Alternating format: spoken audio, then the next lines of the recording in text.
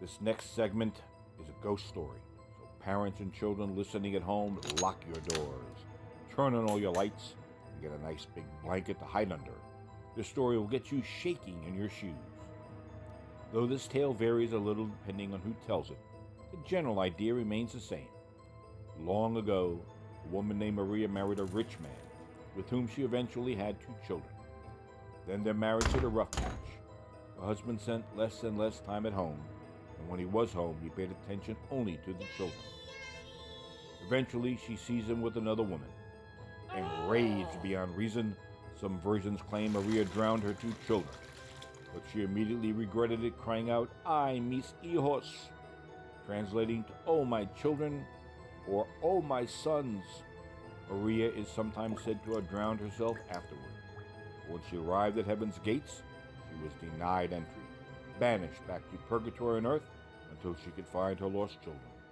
She is now known as La Llorona, which translates to the weeping woman. Now the legend says she floats over and near bodies of water in her white funeral gown, forever weeping as she searches for her lost children. Some version of the story say she kidnaps children. Others say she attacks her cheating husband. Regardless, when you hear her cries, the directive remains the same: run away.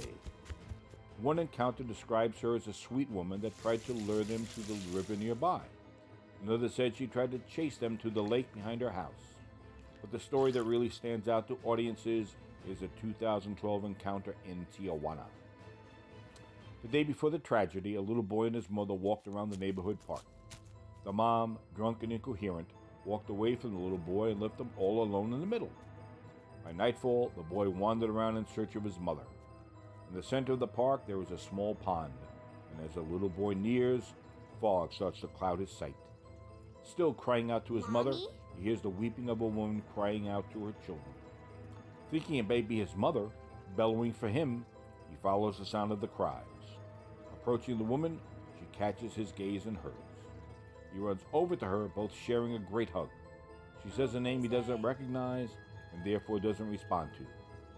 When she pulls him away from her, she notices that the boy is not one of hers. She takes his hand and brings him to the pond in the center.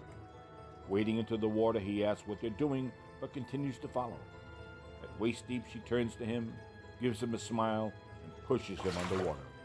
Struggling to return to the surface for air, the little boy kicks and splashes until the water becomes still. Signs about the missing 4-year-old went up all over town, and the mother was suspected of the crime, serving a lifetime in prison. And as for the woman, well, she vanished from the town without a trace, never to be seen around again. So, the lesson of the story seems clear, folks. Beware of weeping women around water, and don't leave your kids alone, especially at night. Good night, New York.